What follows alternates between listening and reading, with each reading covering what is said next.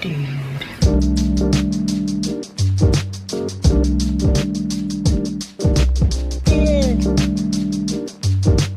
Dude.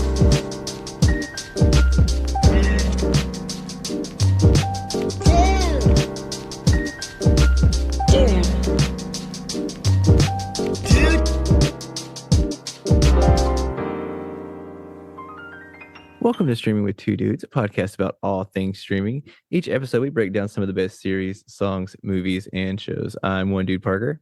I'm two dude, Jeff. And dudes, this month our theme is Hooping with Two Dudes. And this episode, we're talking about Space Jam, which was our listener's choice. But first, Jeff, what else have you been streaming? All right, so I'm gonna have to cheat a little bit like I did last week, and I'm actually gonna have to hit the movie theaters because technically you can stream those two if you're willing to drop a pretty penny. So I'm not going to get into too much detail because I got a feeling you haven't watched it yet because you didn't get the chance. But I'm going. I'm absolutely going. I will. By the time this drops, I will have seen it. But okay, when we're recording this, I will be going and watching it this weekend for sure. Gotcha. Well, anybody that's followed this podcast knows Parker and I are both huge fans of the movie Scream and the franchise. And Scream 6 dropped just this past weekend. I was able to, you probably heard me talk last week about a movie Champions. I decided to do a double feature. I left Champions and went and saw Scream. Based on Parker's recommendation, I did the full 4DX experience, which was pretty neat. First time I've done that as far as, like the chair moving. And I will say this, though.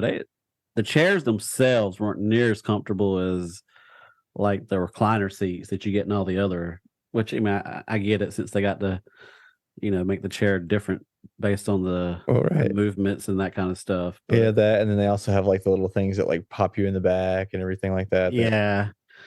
But I will say this, I guess since not having done it before, not knowing what to expect, the very first scene that I guess was considered scary and the chairs dropped. I mean, that scared the crap out of me. I guess so not knowing what to expect and it just coming out of nowhere. It got me pretty good. It was pretty fun. Awesome. I'm glad you enjoyed it. Cause like I went and saw last year around Christmas time, they had like redone the Gremlins film to do it in 4DX. And that was a lot of fun. Like, watching it, and I've seen several films otherwise, but as far as like a horror film, that's the closest thing I've seen to one, and it definitely helps. Like it made a movie that I've seen like hundreds of times like feel like I'm watching it for the first time, because it was like it made just like little small details stand out that you were never expecting, like when the flashes of like electricity and stuff were going on, like the movie theater strobe lights were like popping on and off. It was just great. Now, I know you did some of these 4DXs before. Mm-hmm.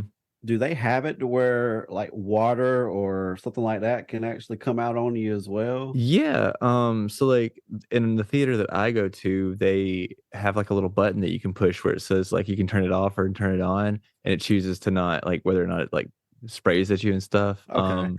I saw that button. But I guess maybe that's not a feature for all movies. Yeah, I don't think every one of them uses it. Okay. When I went and saw Avatar 2, it used it, but like it doesn't use it. I don't think it used it. Yeah, I've definitely been in one that it didn't use. I think it was maybe maybe it was Thor: Love and Thunder. Maybe that was a 4DX. I feel like it was definitely a Marvel movie, but I don't think it used it in that one, and I noticed it as well. But yeah. Okay. Yeah, it was pretty neat. I mean, I would do it again. I'm not going to run back just for that particular experience. I mean, you definitely got to save it for the right movie, because I do like my comfort and I love the recliner seats. Yeah. But I found myself having to kind of shift my butt cheeks quite a bit throughout the movie because I'm got a little bit of age on me, so I was getting a little uncomfortable at times. But and I don't know if you've watched a lot of 3D movies, and I won't give away too much, but I've seen maybe 1, 2 at the most before, and I noticed in this one, like the one I remember seeing before, with it being in 3D, it kind of gives you the effect that like something's coming at you, or Mhm. almost like you can reach out and grab something. Yeah. Scream Like, which didn't is- use Scream didn't use that at all. Yeah. It's still 3D, and you see the depth and all that stuff. So I mean, it's still cool, Right. but they didn't use it in a way to where you feel like a knife's coming at you or Yeah. blood's coming at you or anything like that. But Which I but- kind of I like. I mean that's I love the way that they do that. Honestly, like I think that the stuff coming towards you is just kind of like cheesy to some extent, Yeah. especially if it's used like for no reason. Like if it makes sense in the film to do it, where it doesn't like stand out, when you're not watching the movie, then it's cool, But yeah, yeah, if you're watching it without 3D and you're like, oh, that was definitely meant to be a 3D scene, like that's when I don't like it. It's Yeah. just like corny. but yeah, I definitely recommend the movie. Anybody that's a fan of the franchise, I think will enjoy it. It's probably not going to be. I mean, to me, it's still going to be hard to beat the original, in my opinion, Scream 1. Yeah. But it's still a solid entrance. And sometimes I get a little nervous on these franchises when they change cities, like Yeah. totally change locations. I believe it was Jason that went into space one time, and so sometimes that could be a huge risk. But no issues with Scream changing. I think it was actually cool to see it in New York. Well, actually, I So- think the only times that they've actually been in the same town has been the was it the was she in were they still in high school in the second one? Because they were in college in the second one, right? they might have been. Yeah. So I'm thinking, the like, only two four- films that even took place in the same town were the first one and the fifth one. I think 4 and 5 Did, happened did in the let's town. say 1, 4, and 5 would all took place in I don't remember 3 Woodsboro. well enough. 3 took place in Hollywood, I think, Oh, because okay. that was on the screen on the set of Stab 2, Oh, okay. right? It's been too long since I've seen 2 and 3. Yeah, I think I don't just like watched. I think I 3 is watched. by far the one I've seen the least. Yeah, and I think I watched a quick recap because I've just recently watched 4 and 5 Yeah. to get prepped for 6. But yeah, anyway, obviously you're going to check it out this weekend. Mhm. I recommend it. It's a good watch. Just don't be disappointed if it's not your favorite out of the franchise, but any franchise like that, if you can keep steam going, you're accomplishing a good bit, and I think they're doing that well. Yeah. What about you? Actually, I started getting into something that I've never actually really gotten into. I'm started getting into anime a little bit. And I was asking some like recommendations from friends, and I started watching this one called Demon Slayer.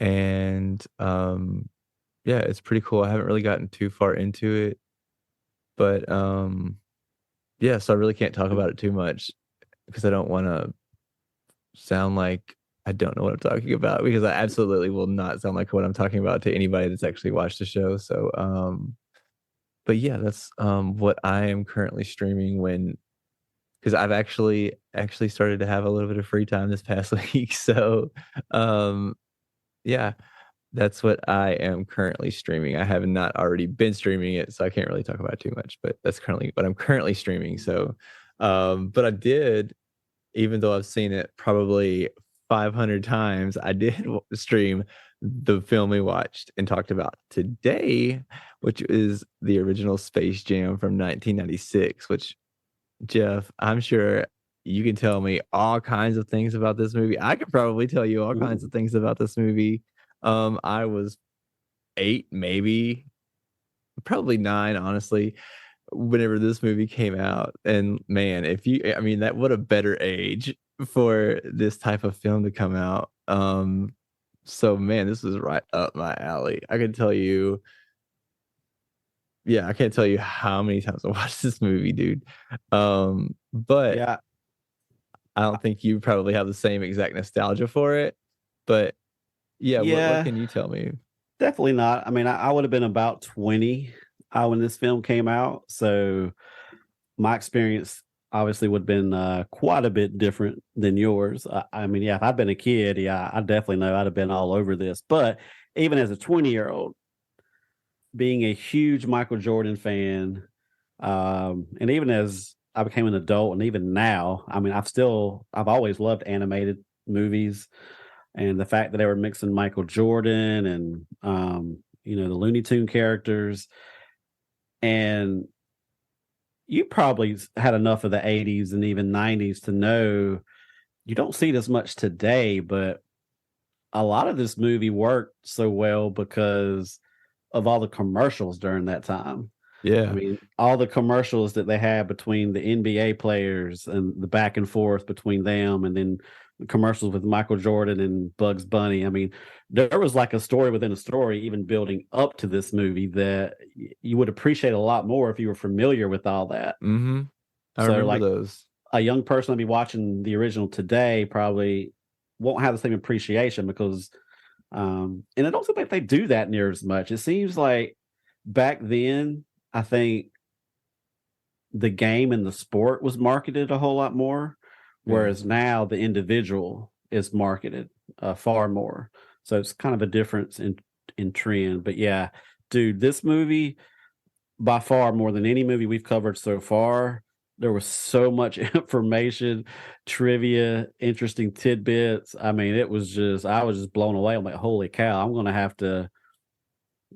I cut out a ton of stuff that I originally, I took everything down. It was almost like I screened it twice. Yeah. I took everything down that I thought could make the cut, and then I went back and cut some more stuff out just because there was so much stuff. But luckily, you're the editor, so you're welcome to cut out as much of this as you want. But because I'm going to talk a little bit about Michael Jordan first, because huge Michael Jordan fan. Obviously, anybody that knows me knows I'm a huge North Carolina Tar Heel fan. So that's when my love for Jordan started. He went to North Carolina. He's from the state of North Carolina. Another interesting tidbit is the high school he went to was in the same conference as the high school I went to. Oh, really? He actually played on my high school gym. Not while I was there, of course, but still, that's my little connection with Michael Jordan. So anyway, so you'd have been behind him, right? So you could have went and watched him, right? No, wait. What do you mean by behind? Like you would have graduated after him, like you would have been in high school or junior high when he was in college, right? Yeah. So he was in college in '82. Was his first year at North Carolina, and I was only 6. Oh, okay. So he was just a little baby then. Yeah. Okay. I just a little baby. He's just a little baby. Yeah. So he was actually born in Brooklyn, but raised in Wilmington, North Carolina, which is kind of on the coast. He was like one of 4 or 5 children, but after he was born, they decided maybe Brooklyn's not the best place to raise a family. And actually, baseball was his first love. He went to Laney High School, and he had an older brother named, I believe it was Larry, who was very passionate about basketball, and Michael always idolized him. So he had an interest in basketball. And I don't know if this is always a popular fact. I always heard Michael Jordan, but he tried out for his varsity basketball team in 10th grade and got cut. Did not make the team in 10th grade. Right. But he kept practicing, had a nice little growth spurt, and he averaged over 25 points a game his last 2 years in varsity. So he became quite a recruit. Got a scholarship to go to the UNC in Chapel Hill. He also hit the winning shot as a freshman in the 1982 title game, which people that don't understand the sport as much was highly unusual for a freshman back then to have such a huge impact, especially even at North Carolina, because it's almost like you had to wait your turn. And actually, for decades, as a freshman in college, you couldn't even play varsity basketball in college. You had to sit out your freshman year. So the fact that he was making an impact immediately as a freshman was remarkable. Of course, he went to the NBA draft after his junior year in college. He was drafted with the 3rd pick by, of course, everybody knows, Chicago Bulls. And he won 3 championships with the Bulls. That would have been, I believe, 91, 92, and 93. And then he had a 2-year hiatus, which also was highly impacted by his father got murdered after that first stretch of 3 championships. Decided to play baseball for those 2 years. He came back to the NBA and won 3 more titles with the Bulls. Most people know his number is 23. Now, when he came back, he wore number 45 because 23 was retired. Mhm. One thing I did not know is the reason he wore number 45 was because his older brother, Larry, that was his number in high school. Oh, nice. So did not know that part. And a little interesting tidbit that Tar Heel fans have always known about Michael Jordan is, and this is actually in the movie, and it's actually a fact, that he wears his UNC shorts under his Bulls jersey in every game that he played in. Do you think he actually washes them though after every game too, or do you think he leaves that stink on them? Who knows? I don't know. I'm sure he could. I'm sure he could afford multiple pairs of UNC shorts. So He says it's the same ones, so I'm sure it's the same Well. ones. Like I'm sure that if he's that superstitious, they're at least the same ones for sure. it could be. Could be. Gotta be. So, of course, everybody's familiar with the number 23 and the number 45. He also wore number 12, but it was Mhm. only for one game, and it was in 1990. They were playing in Orlando against Orlando Magic, and an arena employee stole his uniform. And he had a backup jersey for emergency situations that was number 12. It didn't even have a last name on it. But in that game, he scored 49 points, and the Bulls beat the Magic in that game. So it's probably his best jersey as far as points per game. Wow. As far as his baseball career, of course, he was highly criticized. It was considered a complete fail. But when you actually look at it, even though he only batted .202 with like 3 home runs, he actually had 50. This is going to be baseball talk, so it's been not mean a lot of people that not familiar with baseball. But he had 51 runs batted in, 30 stolen bases, 6 outfield assists, and he led the team with 11 bases loaded RBIs and 25 RBIs with runners in scoring position with 2 outs. So the fact that he didn't play baseball for that many years, played in high school, and went straight to he played AAA. If I'm not mistaken, it was AAA. It was either AA or AAA, but I think it was AAA. I mean, that's the highest minor league level you can play at before you make it to the major. So it's pretty competitive. So I was always impressed with the fact that he even accomplished what he did in baseball, because baseball's different than I feel like it's a lot different than basketball and football, where you do see a lot of athletes that start the game late. They may not pick it up until high school or even college, and they blossom. But those sports, you can kind of get by with like freakish athleticism, whereas baseball almost requires years of just honing your craft and the hand-eye coordination, and athleticism is only going to take you so far in baseball. So Yeah. I was always amazed about it. So just a little bit more on Michael. We'll go into some other interesting tidbits. How much more are you going to talk about Michael Jordan? I've only got movie. I've only got one sentence left. Okay. And that's why I said you're the editor, so you're welcome to take creative liberties. He had one quote that I thought was pretty interesting, and because there's always, when it comes to Michael and even the current game, and over the years, it's always Michael versus Kobe versus LeBron, who's the GOAT, blah, blah, blah. And Michael was quoted saying, "In my prime, I can probably take LeBron, but I'm not sure about Kobe." So high praise the Kobe.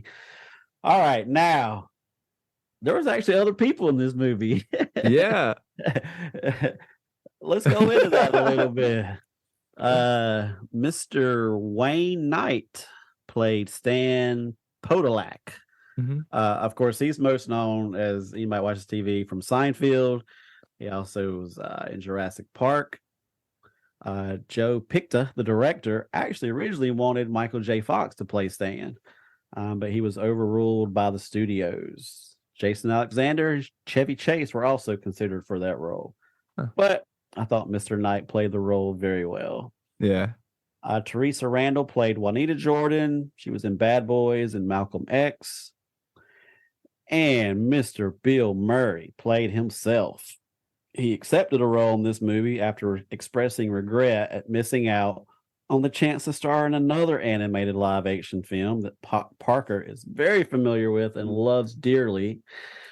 Who Framed Roger Rabbit? Roger Yes. Rabbit. Yeah. Love it. One of my favorites. Yes. So I was talking about all the commercial. Bill Murray's appearance is a reference to a series of 1990s commercials for the NBA in which Murray starred, and he always tries and fails to become an NBA player. So they really played heavily yeah. On that string of commercials. Well, I'm pretty sure the same director directed the commercials as well. Very possible. I think so. I think that's how they got the film like actually started. Was like they started doing the commercials, and then the idea came with like brainstormed while they were actually making the commercials, if I'm not mistaken. Yes, I do have that little tidbit as far as kind of what birthed the idea of the movie. Now here, this is one of the ones I told you earlier that I was really excited to share with you. Yes. Do you remember Bill Murray's jersey number? I do not actually know. His number was 22. Okay. And in a way, it's in honor of Parker Thompson. That's my favorite number, right? Yeah. Well, he wore it because of Groundhog Day, the movie. Yeah. Yeah. And of course, February Groundhog 2nd. Day, February 2nd, 2/2, also Parker's birthday. Yeah. So a little shout out to Bill Murray for honoring Parker. Thank you. Now everybody knows my birthday. Yeah. I think everybody probably knew my birthday anyways. Yep. I think I've announced it before in February. If you get a bunch of birthday presents, you can thank me. Yeah. Thank you. So actually, Bill Murray initially was only supposed to be in the golf course scene, but he wanted so bad to be in the climatic basketball game at the end because the director kind of showed him the process of how he directed the live action animation. And Bill Murray was just really, I don't know, he was just amazed by it and just really wanted to be in that last game. Yeah. So they found a way to write him in. Thought it worked pretty well. Yeah. Now, some of the basketball players, I'll just hit the main ones. So the stars that lost their talent: Charles Barkley, Larry Johnson, Tyrone Bogues, which obviously known by Muggsy Bogues, Patrick Ewing, and Sean Bradley. Mm-hmm. So I don't know if this was intentional. One of these is not like the others. I mean, honestly, like you're right. I mean, Muggsy is very short. Well, true, but I mean, Sean Bradley is not. I don't know why they picked him out of all of the other players at the time. Now I was yeah, he wasn't as popular. Like, why couldn't they have like done like Shaq? You know what I'm saying? Like that would have made sense. But like Sean Bradley, like come on. Like I mean, you know, it is what it is. But it's Sean Bradley. Yeah.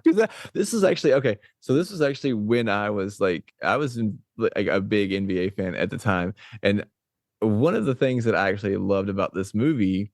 And I'll give you a little tidbit about me, is that even though I was, you know, everybody loved Michael Jordan and, you know, the Bulls and they were GOAT and blah, blah, blah. But my team at the time, my personal team, was the Charlotte Hornets. And Muggsy Bogues and Larry Johnson were like my dudes at this time. So when they were in this movie, I was loving it, all about it, man. I love Muggsy Bogues. Like that dude can handle the ball like nobody's business. In fact, I actually like, not really in preparation for this, but like I watched this film once a couple of days ago, and I was like, I miss Muggsy Bogues, and I actually like went and watched like some highlights of him, man. He's just so cool, such a cool dude. Love Muggsy. But yeah, Sean Bradley, like what the hell? Yeah, I mean, he was kind of a big deal, mainly just because of his height. Yeah. Now, of course, he wasn't strong enough, so he kind of fizzled out pretty quick in the league. But because I think he was like 7'6". I mean, he was definitely the tallest player. But you know, I didn't do any research on why the players were picked. I did find it interesting that 2 of the 5 were from the Charlotte Hornets. So I don't know if that had anything to do with Jordan, being from North Carolina, or I know both those players were kind of big at the time, but yeah, the Hornets is probably one of the smallest market teams in the NBA.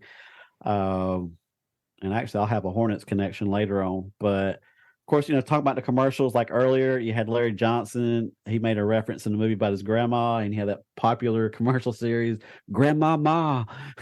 Yeah. I don't know if you saw any of those, but and then Barkley has a line in the movie where it says, "Hey, can I play?" And that was all part of a big like McDonald's commercial where Michael Jordan and Larry Bird are playing, and he's, Barkley said, "Hey, can I play?" And so there's so many like cool little references to a lot of the commercials and other stuff that were going on at the time. One last character I'll mention, it was her film debut, Miss Lola Bunny, Yeah. Bugs' love interest. Now, the role was originally supposed to go to Honey Bunny. However, the producers and animators felt like she looked too much like Bugs in drag, or even a relative, or even a relative of Bugs. So they went through various redesigns and just like, we just need to do a completely different character. So Lola Bunny, I can't talk tonight. Lola Bunny was birthed. No, it's on your mind. It's a little Freudian slip there. I guess, I don't know. Now, that was the last character, but one interesting character that did not make the cut, with you being in music and animation, maybe you remember these, but there was supposed to be a scene featuring, why can I talk tonight? Featuring MC Scat Cat and the Stray Mob, who were featured in Paula Abdul's music. Oh, and, weird. That'd be so weird. That'd be so weird. I didn't even know, like, until you said the Paula Abdul video, I didn't even know who you were talking about. Yeah. But yeah, that would be so weird. But they were completely cut out of the script, so that didn't happen. Probably for the All best. Right. Now about the movie. Very fitting that we did just fit this in our month of basketball, because if this information is still current and correct, it is the highest grossing basketball film of all time. I definitely believe that. And it is also the highest grossing Looney Tunes film. It grossed $250 million worldwide. It was Warner Brothers Animation's highest grossing film until it was surpassed by the Lego Movie in 2014. Oh, cool. So the movie kind of serves as a fictionalized account of what happened between Michael Jordan's retirement in 93 and when he came back in 95. Supposedly, I don't know how accurate this is, but playing and practicing on the court for the movie kind of gave Jordan the confidence and maybe the extra edge to want to reconsider returning to the NBA.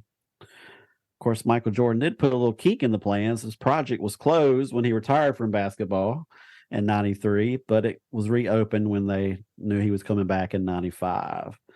As you hinted out earlier, the concept for this movie originated from a series of highly popular live-action animated sci-fi sports comedy Nike commercial ads for Air Jordan shoes titled Hair Jordan and Aerospace Jordan. So it featured Bugs and Michael quite a bit, even against Marvin the Martian and his alien henchman. So it kind of birthed the idea for the movie. All right. Here's another interesting little tidbit that will actually reference another movie we covered recently. So according to Joe Pytka, it was difficult to get most actors involved with Space Jam due to its odd premise. He's like, I mean, they're trying to work with animated characters and an athlete. So he had a tough time, getting big time actors to agree to go along with the film. But there was another person who was very interested in helping with the screenplay, gentleman by the name of Spike Lee. Really? Warner Brothers blocked him from the project out of dissatisfaction from how he funded Malcolm X. This was all news to me. Evidently, there was a big stink between Warner Brothers and Spike Lee over the funding of Malcolm X. He didn't hold up his end. He went way over budget. They kept giving him more money. It was almost canceled. It was almost scrapped. And then, so Mr. Lee reached out to some of his friends that he said had some bank, and they kind of gave him some donations. A person named Bill Cosby, Oprah Winfrey, Irvin Magic Johnson, Michael Jordan, Prince, Janet Jackson. So, but the way he would talk about it, he made it sound like that Warner Brothers just left him out to dry, and Warner Brothers was like, dude, we gave you a budget and we kept giving you more money. So yeah, there was a little stink between Warner Brothers and Spike Lee at the time. So they were like, nope, you've got you're not going to have any part in Space Jam. So which was probably for the best considering how you felt about He Got Game. Yeah, probably so. All right. So one little scene, I'll kind of hit on it because I'm not sure if you'll hit on it in a recap because it wasn't necessarily a huge scene. I just thought it was kind of funny based on all the advertising in the 80s and 90s. But when Stanley comes into Michael's hotel room and it's like, come on, Michael, slip on your Hanes, lace up your Nikes, take your Wheaties and your Gatorade, and let's go grab the Big Mac. He literally hit on every product that Michael Jordan was a spokesman for around that time. Yep. So it's kind of a neat little plug. That was funny. Here is the next really cool fact or story that I was wanting to share with you because it involves another movie that we've already referenced. But so back in the late 80s, Disney asked Warner Brothers, hey, can we use some of the Looney Tune characters for a Disney film called Who Framed Roger Rabbit? Yeah. Warner Brothers obliged, and they were in belief there was a reciprocal gentleman's agreement, which there was, but Disney management changed by the time Space Jam came along. So Warner Brother say, hey, Disney, can you return the favor? We'd like to use a few of your Disney characters. Mickey Mouse was supposed to be the match referee. Disney reneged. Said, nope, sorry, not going to happen. So it kind of explains why there are some Disney digs in this movie. Yeah. If you remember the one scene where Daffy suggests name of the team the Ducks, and Bugs was like, what kind of Mickey Mouse organization would name their team the Ducks? Yeah, exactly. So it even gets better. So, of course, the movie pokes jabs at Disney because of the disagreement between Disney and Warner Brothers. Ironically, the first time it aired on network TV was part of ABC's The Wonderful World of Disney. And anytime the movie aired on the Freeform network, the line where it says what kind of Mickey Mouse organization, that whole line, it was always edited out. What? Freeform is owned by Disney, of course. Yeah. So that whole story I just thought was hilarious. That's great. All right, you'll be happy to know I've only got 2 more points for you. All right, let's go. All right. The scene where Charles Barkley is in the church praying and he makes the comment, I'm never going to go out with Madonna again. Uh-huh. At the time, it was always thought he was actually making a joke or a reference about Madonna's relationship with Dennis Rodman. But turns out Mr. Charles Barkley also had a little thing with Madonna at one time. So that was that little joke was actually based on a true statement. And last interesting tidbit, more on the production side of things. As far as the filming, Michael Jordan would film in a 360 degree green screen room. I'll say that 3 times, with motion trackers playing and acting alongside green suited NBA players and improv actors. And they would use Groundlings Theater and school around him, serving as placement identifiers for the animated characters, with the CGI background replica of a real life setting. So if anybody was interested in like how they do movies like that, there's just a little bit of tidbit. Oh, cool. So man, that was a lot. And believe it or not, I deleted a lot of stuff out. I believe it. So there was just I encourage anybody kind of just to research it. There were so many little interesting tidbits that I knew Parker wouldn't want a 3-hour podcast on this one movie. So and I won't blame him for editing out any of that either. So I will not do so. If I had to struggle through it, everybody else has to struggle through it. There you go. I'm just kidding. Apologize for that long rant, but we will now proceed to the next phase where we get a little recap from Mr. Parker. All right. And for those of you that have never listened to this before, the way I do it is I do it with absolutely no notes or anything else in front of me. And I basically get up and front of the class and recap and give an oral presentation over the movie we watched.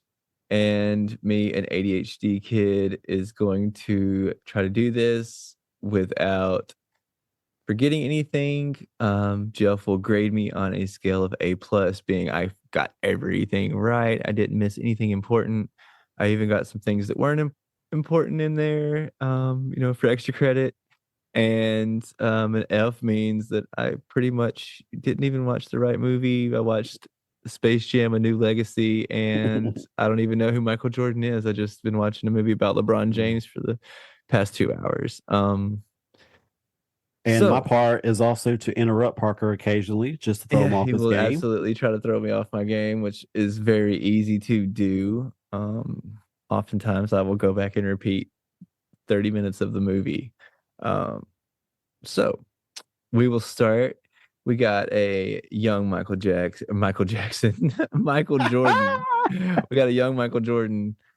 He's playing, basketball out in his front yard. It's the middle of the night. His dad comes out. They have a little father-son moment, and Michael's telling him pretty much his whole life what he wants to do, and his dad's like, like that's a great plan. He's like, well, after that you can fly. And then Michael, little Michael takes off running, jumps, and then right when he gets to the rim, we get like a flash, and then Quad City DJs, they open up. Bro, how great is that song? Dude, seriously, man, I like forgot. This whole soundtrack I forgot was how much a I love that staple. song. I haven't heard it in so long. I'm like, and when the movie started with that song, I'm like, oh my god, I love that song. Yes, yes. I mean, actually, it started with "I Believe I Can Fly," but yes, this one when it popped up with those opening credits, and you get that montage of like Michael Jordan's like early years and like his college and like just his highlight reel from basically like everything up till '93. It's just mwah, chef's kiss. Love it. And then just the way it's just edited over that Quad City DJs track, like man, doesn't get better than this. Like this is my childhood right here, dude. And the soundtrack in general, like I listened to this entire soundtrack. I don't think there's anybody in probably 10 years around me, that didn't own this soundtrack because dude, this is just they're all bangers, man. There was even a there was even a rap track on there with Bugs Bunny, man. Like, come on. Like, come on, bro. But yeah, dude, so many classics. But yeah. Um But you got to figure this movie was probably really barely an hour because when I was watching, I'm like, well, dang, the first 15 minutes is just basically Jordan stuff, and I yeah, hadn't even gotten into the movie yet. And then right. there's a ton of credits and stuff at the end. I'm like, this movie was actually probably more like an hour. Right. I mean, seriously, like it was very short. I was able to, knock it out and yeah, like twice, pretty much in one day. Um, so the opening credits finally, when they do finally end, they they we see Michael Jordan. He is holding a conference. He's announcing his retirement from basketball. Everybody's sad, and he's telling everybody how he's gonna start playing baseball. Um, and then after that, we get a little clip over to or I forgot what the place is called. Why can't I think of it? The Moron Mountain. Moron Mountain. I couldn't think of the word moron. I had the word mountain in my head, but moron.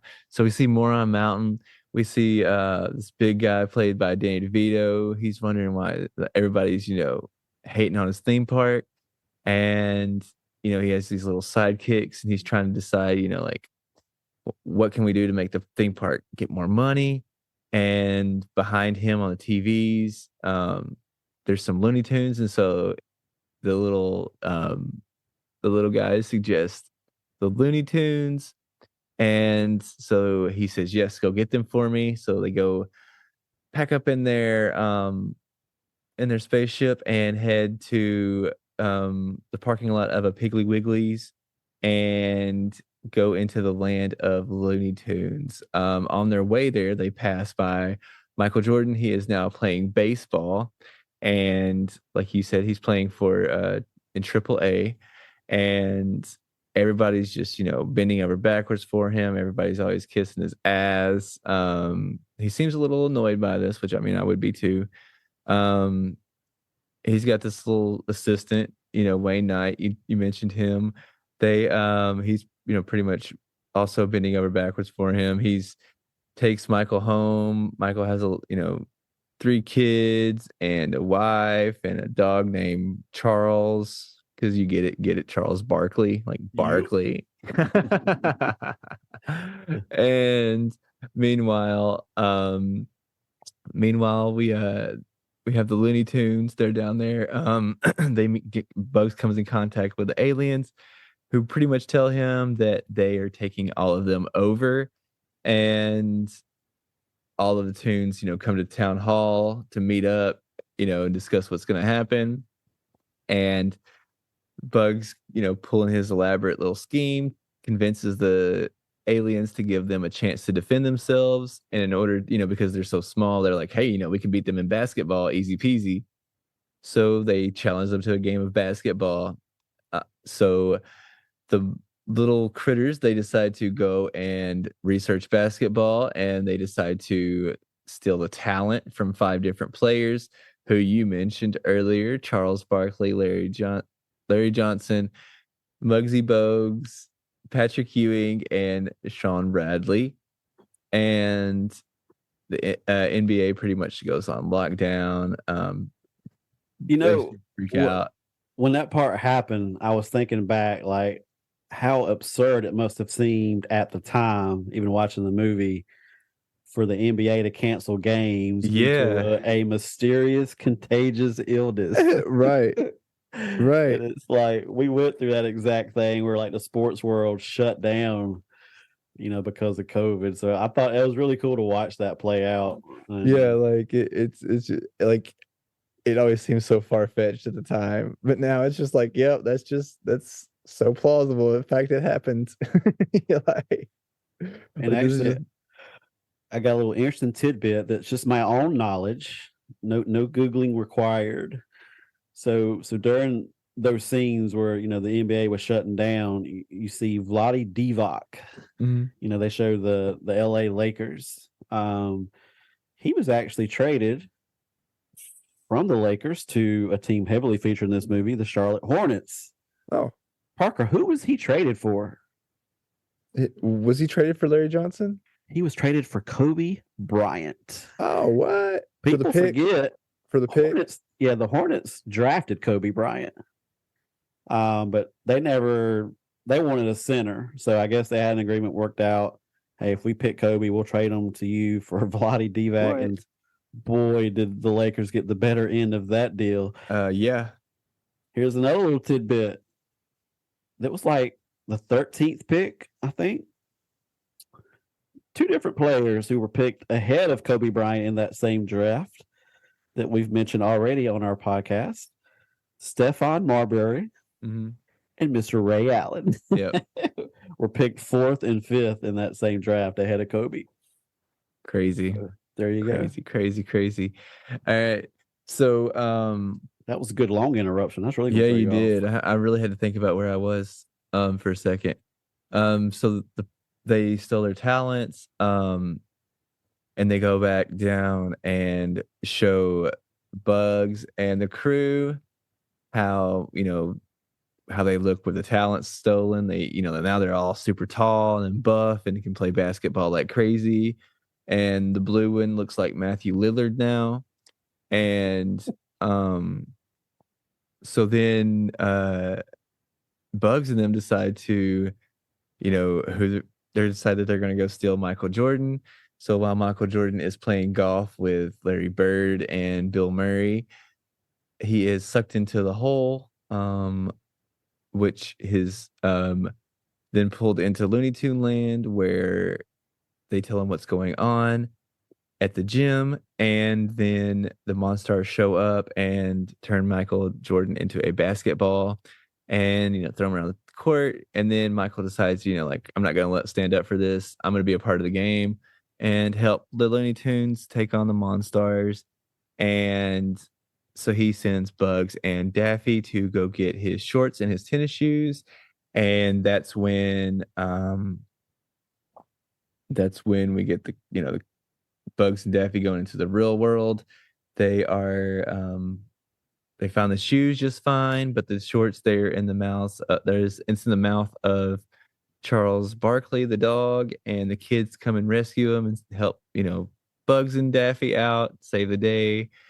And they go and everybody's practicing, but those Michael, those few scenes there I thought were really good. Like when he gets sucked into the hole, yeah, I like that like Bill Murray and Larry Bird didn't freak out. right, They were just like, okay, what the heck just happened? right, I thought that whole sequence I thought was hilarious. And then I love where he you know smacks the camera out of his hand. where Jordan's kids are, in the house and they see Bugs and Daffy. It just kind of gave you that whole like Santa Claus vibe and Yeah, just that magical moment, where they see Santa and it's just I don't know, it just created a lot of just really cool feelings seeing that whole part play. Like I said, it's been forever since I've seen this movie, so in a lot of ways I felt like I was watching it for the first time. So that's nice. That was really right. sweet. Yeah.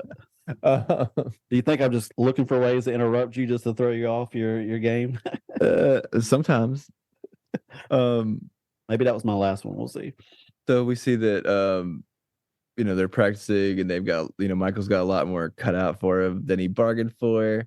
And then comes game time and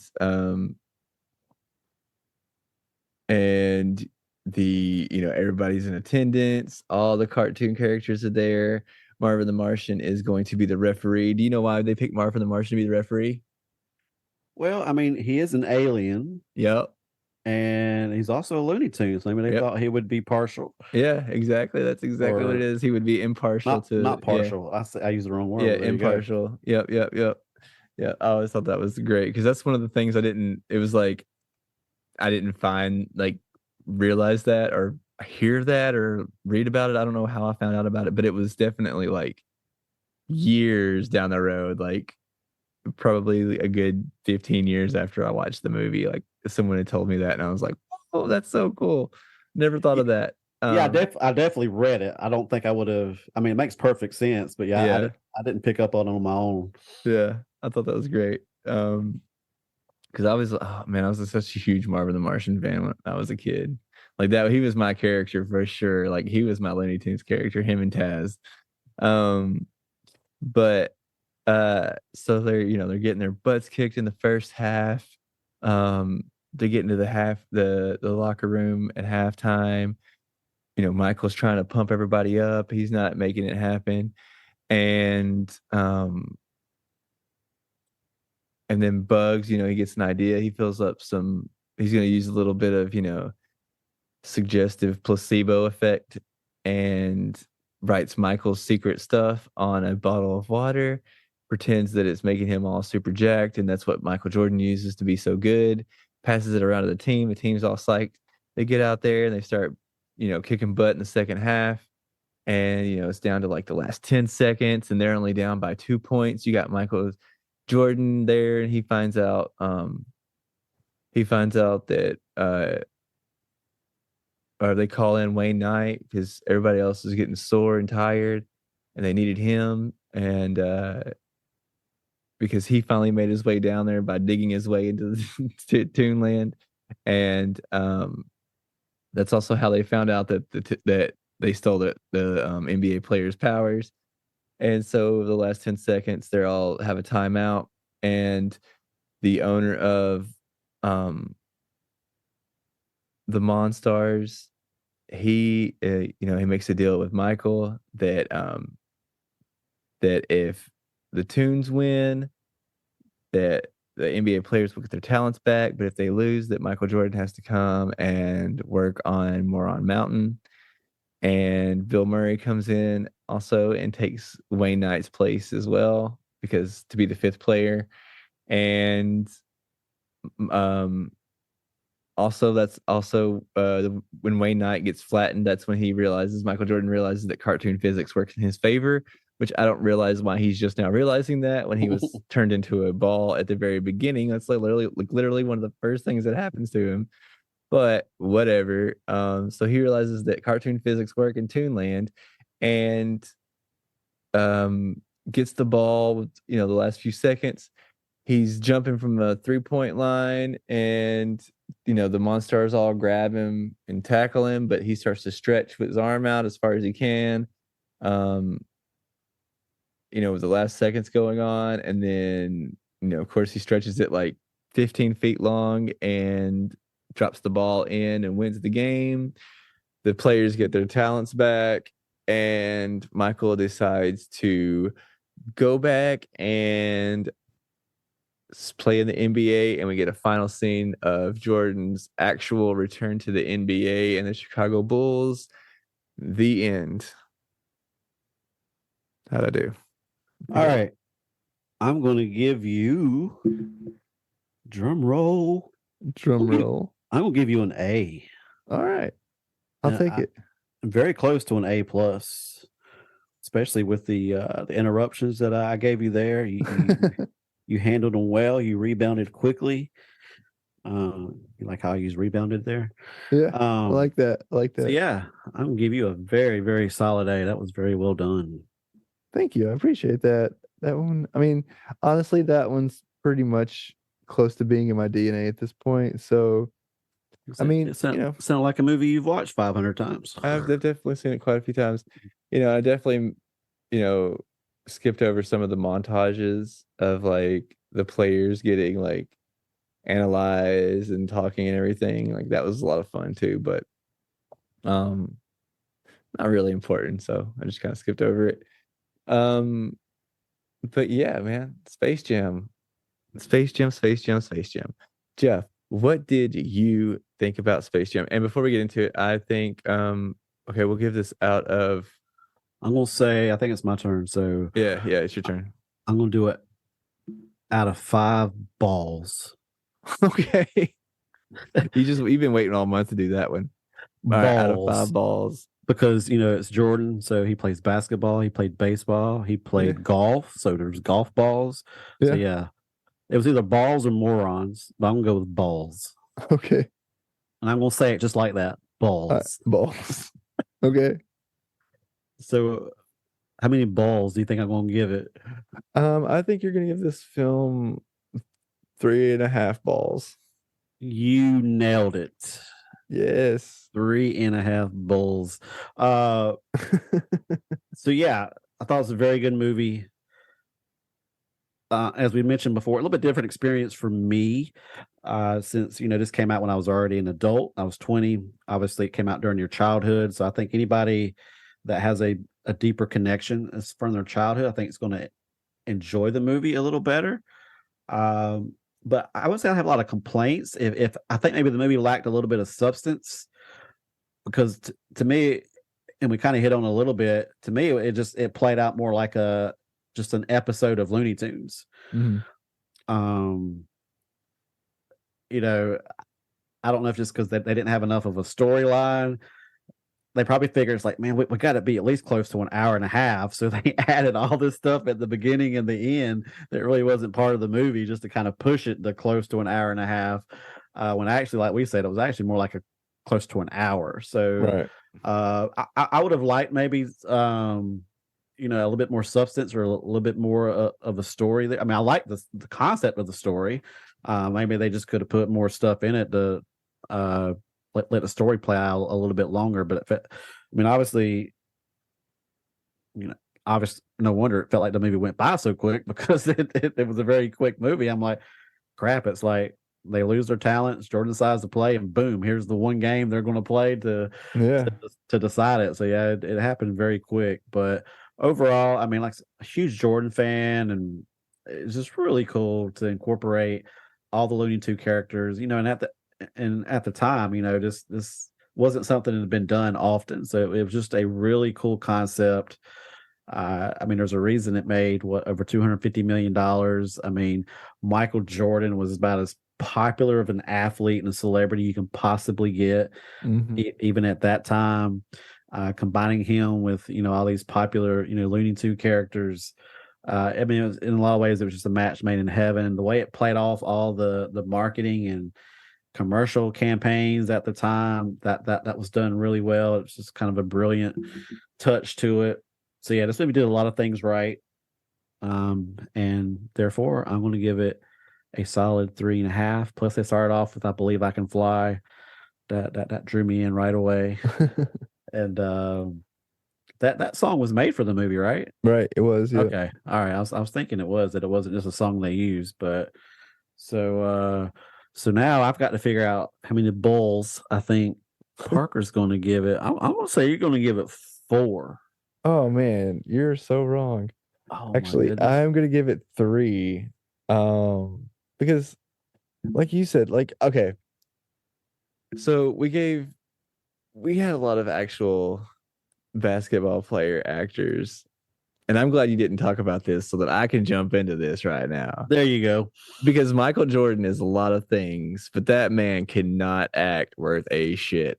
This I literally like, okay, so the first time I watched it and I had my nostalgic goggles on, and I was just like, man, that was, like that was fun. And then the second time I was like, all right, I gotta watch this. I'm trying to watch this for the first time.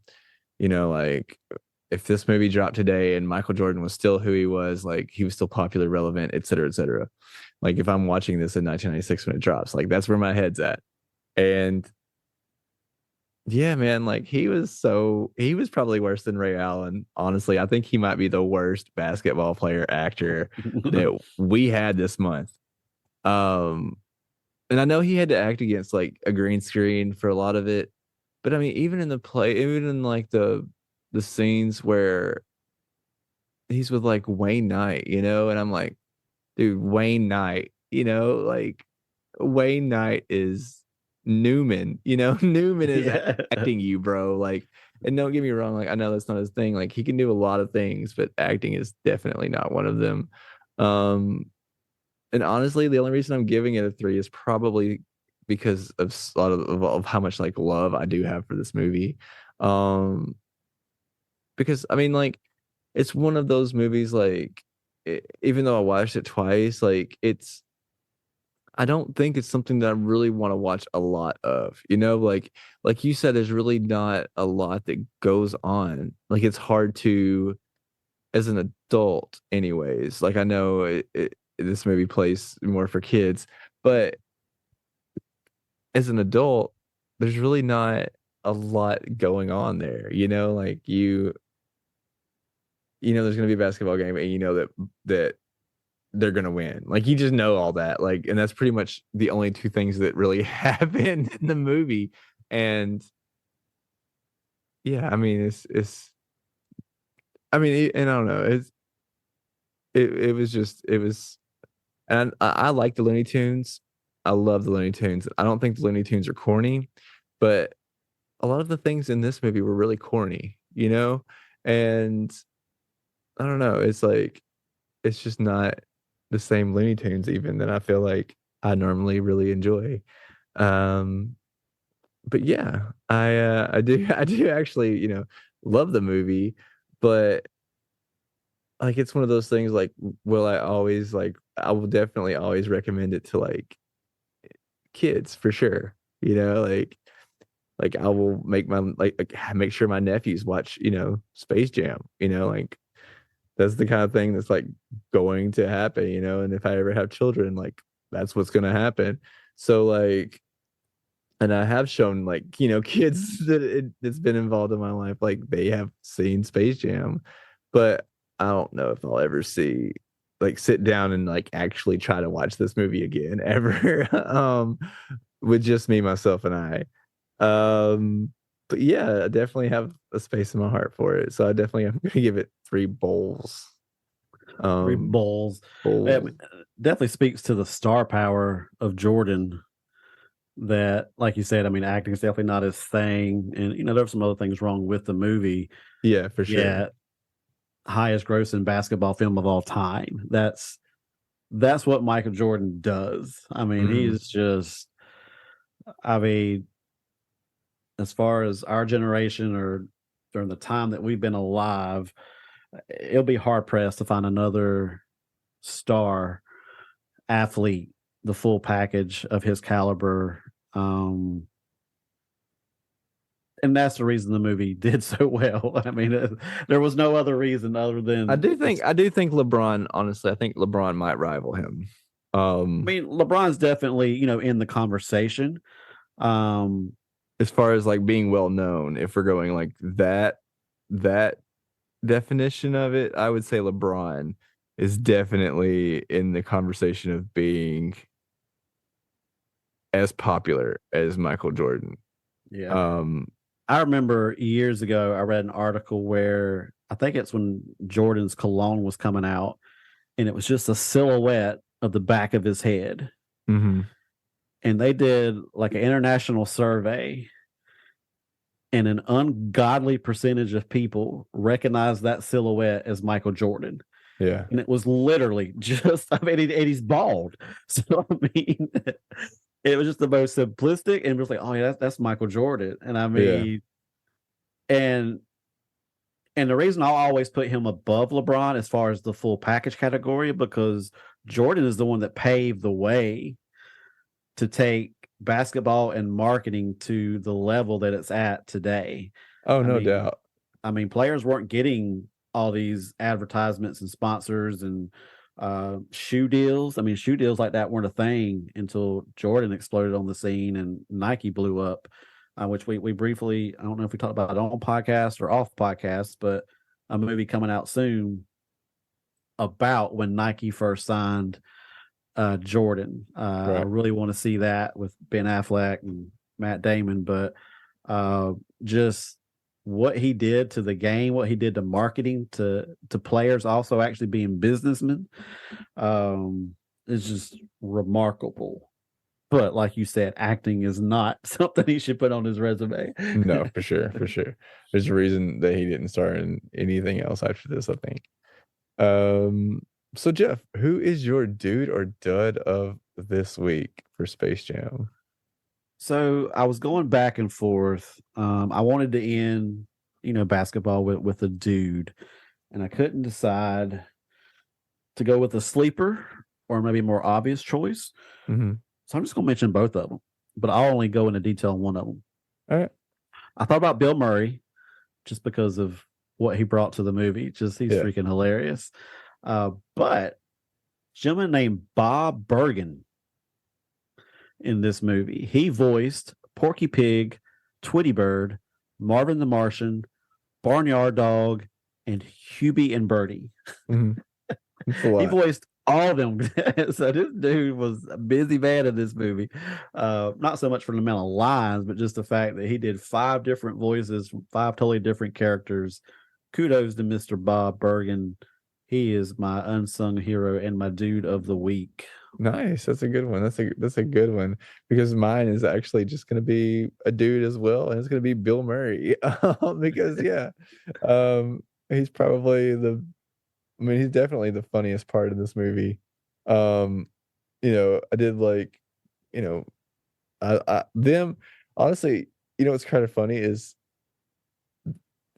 I think even Charles Barkley, like even Sean Bradley might have been a better actor than Michael Jordan.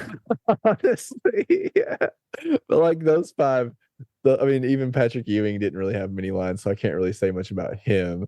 And neither did Larry Johnson. I don't think Larry Johnson said one thing, but Muggsy Bogues for sure, and definitely Muggsy Bogues and Charles Barkley were definitely, I would say, better actors in the film than Michael Jordan.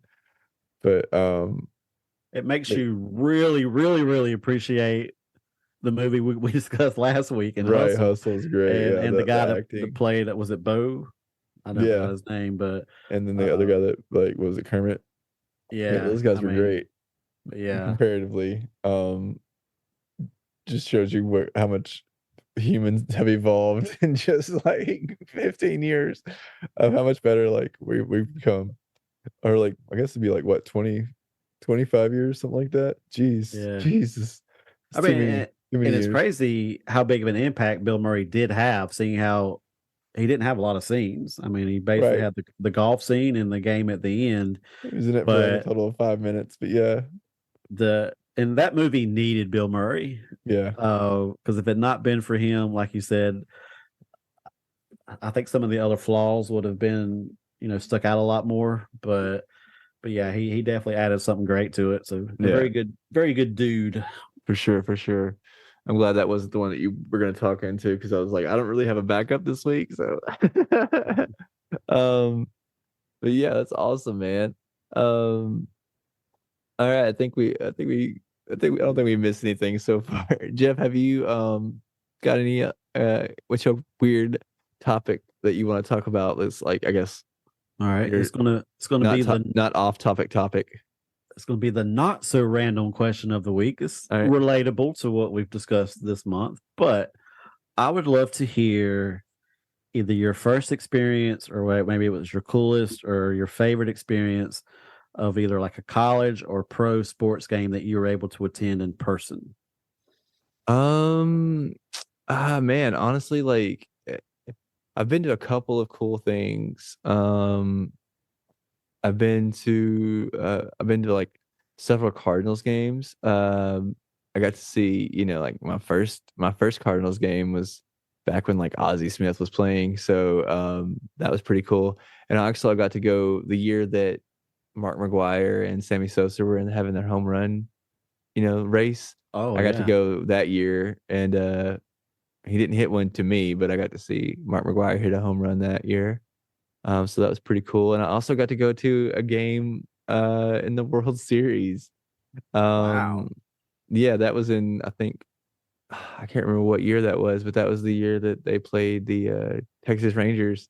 When the Cardinals played the Texas Rangers, I actually got to go to a game in St. Louis and watch the World Series. So yeah, that was pretty cool. I've also gotten to go to, tons of like Titans games and Predators games whenever I was living in Nashville. And I haven't yet, but I really hope to go to some Bills games and some Sabres games and the Bandits games. And yeah, and when I can cross the border here in like a month or so, hopefully I can go and watch some Blue Jays games too. So yeah, man, I do love going to sports. I actually have never seen an NBA game. I actually got to see, I can't remember what they were called, but like some kind of like not Harlem Globetrotters, but like a version of the Harlem Globetrotters, like those times. I got to see one of those one time, and that was pretty cool too. What about Nice. you, man? You've actually brought a bunch of other ones to memory that I wasn't originally going to discuss. But so the first one I'll talk about was the very first one I went to. No secret, I grew up a huge North Carolina Tar Heel fan. And I don't know if you were anything like me, but I guess when I was younger and like especially a kid, and I mean, even getting into teenage years, I don't know, you live in such a small little area of the world that I don't know, the idea of going to a Tar Heel game to me just didn't even seem plausible. I just thought that was like a rich man's thing, that would never be attainable for me. And as I got a little bit older, of course, this was long before the internet and stuff. So I found out I found out a telephone number to the local Ticketmaster office. Yeah.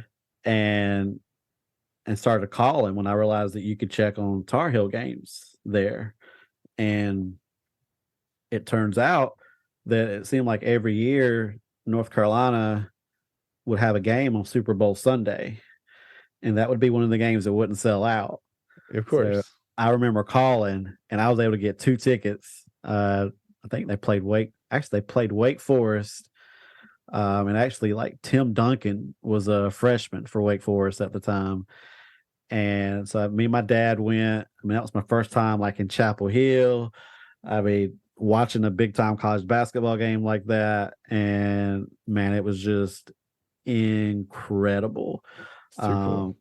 After that, I mean, gosh, outside of college basketball, I've always loved baseball, and I grew up loving the Braves and the Cubs. And I got TBS and WGN. I got those 2 cable channels. So I mean, I grew up. Ugh. I mean, if you watch baseball, that's the 2 teams. I know you're a Cardinals fan, so you hate the Cubs. But ironically, the very first Major League Baseball game I ever attended was in Canada. Really? Yeah. So I was 16. My sister was 20, and she was already married.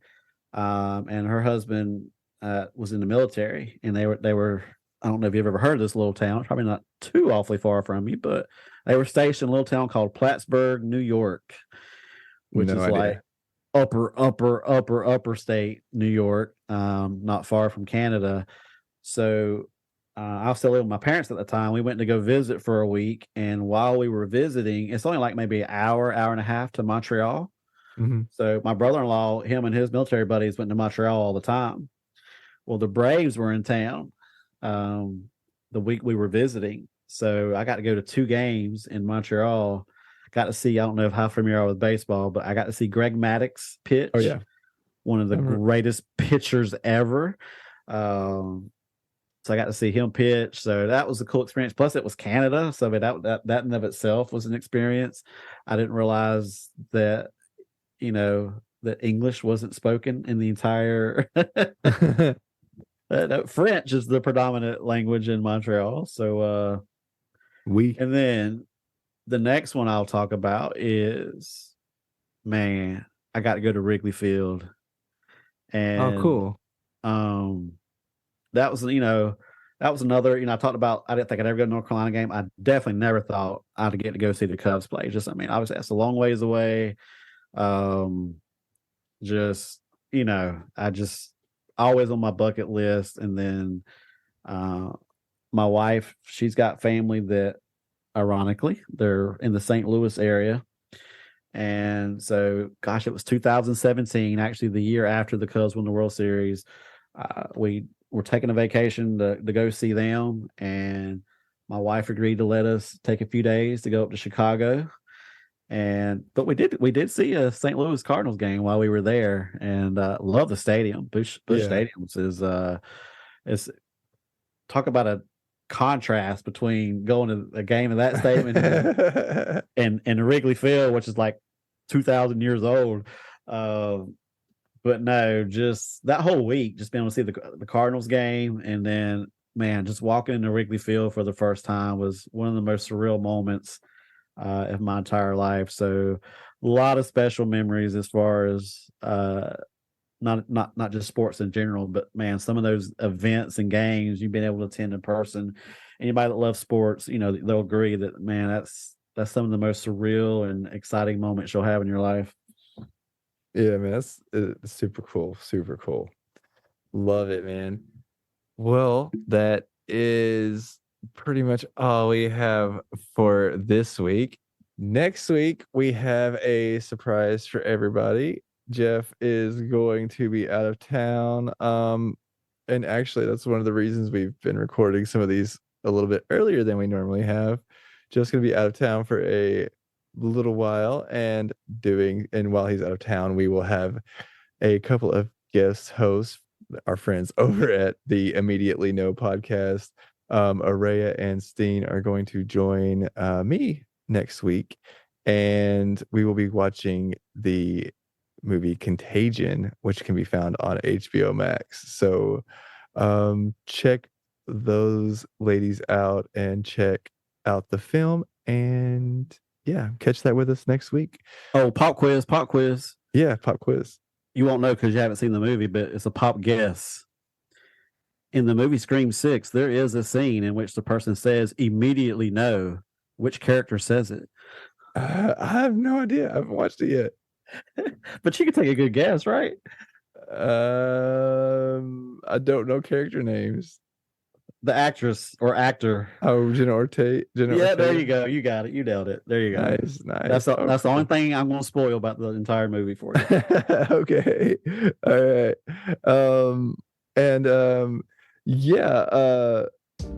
Jeff, what have you got to say before we get out of here this week? Anything? Nothing major. Appreciate everybody's support. I look forward to being able to hear next week's podcast. Well, I say next week, it'll probably has to be 2 weeks because our timing is a little off, but Parker and our special guest from Immediately No, anxious to to eventually hear that one. And yeah, I'm gonna be on vacation for a little while, so we're looking forward to that. Have some fun. Yeah, enjoy So- yourself, man. Everybody out there, be safe. Enjoy March Madness. It got off to a little bit of a crazy start today, as it normally does, which is always awesome. So hope you and your team do well. It will probably be close to being over with by the time this comes out. Yeah. And thanks again to our friend Chuck in our Facebook group for recommending this and getting everybody to vote on it. And we appreciate everybody who suggests those every month. They really do. They really do help us out and make this fun. And thanks to everybody who just listens. If you would like to support us further, you can always do so by giving us a one-time rating, review, and making sure that you are subscribed to whatever podcast provider you are listening to us on.